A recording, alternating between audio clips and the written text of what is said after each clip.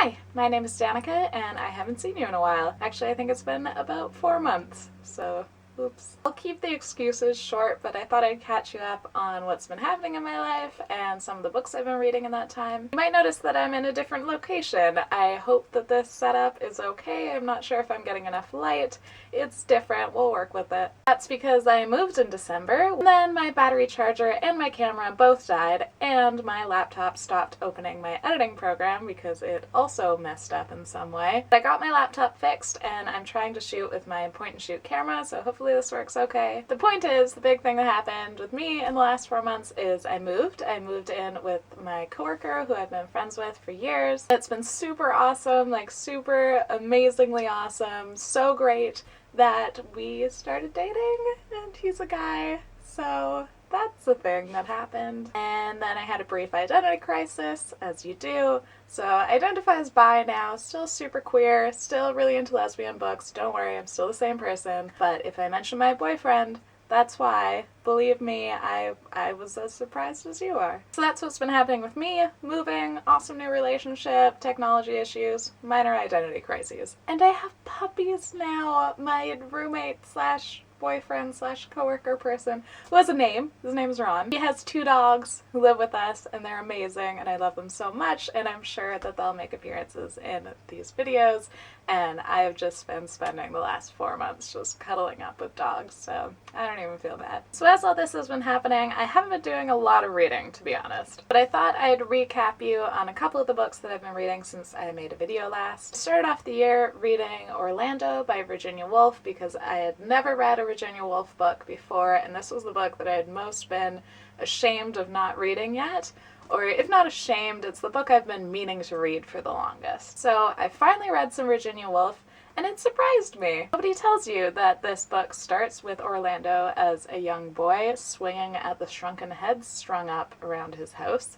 That's something that never comes up. Virginia Woolf's writing style is really ornate, which meant that half the book I was thinking, I don't know if I like this or not, but she's also kind of hilarious at times, especially when she's kind of poking fun at her own writing style. Orlando's the most ridiculously melodramatic character I've ever read about. At one point, he just lays face down on a frozen river contemplating death. I have a review up at the Lavergne, which I'll link below, but suffice to say, this book is an experience. I also listened to Everything I Never Told You by Celeste as an audiobook. Book writers were raving about this book when it came out, and I finally got around to reading it. And I was actually surprised by how much I liked it. It's about a teenage girl who dies kind of mysteriously and what that does to her family. But mostly it's about the secrets that this family keeps from each other and how that keeps them apart.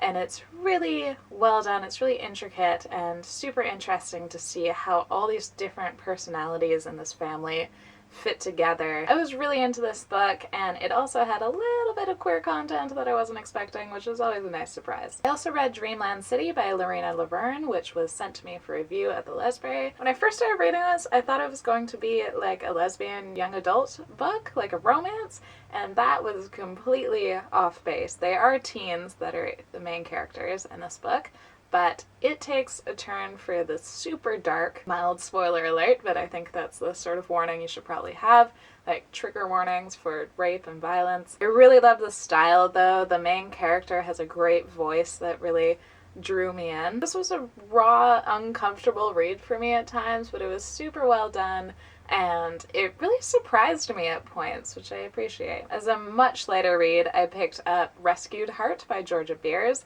This is a lesbian romance novel about 2 women who work at a rescue shelter. So lesbians and puppies, all it had to do for me was just live up to that premise, just fulfill that premise, and I was gonna like it. And it did, so I liked it. There's going to be more in this series that's set in the same shelter, so I am really excited to read more lesbian romance with just dogs running around all through the pages. I can't resist that. I also listened to Tiny Beautiful Things by Cheryl, which is her Dear Sugar column. This is another Book Riot favorite, and now I know why. I think I expected, because it's an advice column, for it to be sweet and light. It is not those things. This book is actually pretty brutal. Cheryl answers people's questions by relating her own painful personal experiences. And that makes this a really vulnerable experience to read or listen to. I really loved the underlying message of this book, which seems to be that life is very, very hard and unfair and cruel, and that you can still survive it, and you can still find beauty and hope and still be the kind of person that you want to be even in the face of that. It's very compassionate, but it also faces the reality of these people's problems head on. I was listening to it on my walk to work and I was almost in tears. I definitely recommend this one. But those aren't all of the books that I've been reading, but it's about half of them. I haven't been reading a ton. But I'm starting to get back into the swing of it. I'm really excited about Dewey's 24-hour readathon that's coming up this month. It's on the 23rd. Me and Ron are both going to try to stay up the full 24 hours and read. Maybe I'll do video updates at some point. And the big book sale that happens once a year in my city is coming up this month as well. I'm really excited. I look forward to it all year. So that's about all I have for now. Sorry I was gone for so long. I really missed BookTube, but I missed you guys. But I intend to get back into making videos weekly. I actually made a video in December while my camera wasn't working, so I was using my point and shoot camera. And it was my top 10 books of 2015, which seems kind of outdated now. Let me know if you're interested in seeing that. It's like a third of the way into this year, so I should probably just let it go. But anyway, thank you for watching, and I'll see you again soon. Bye!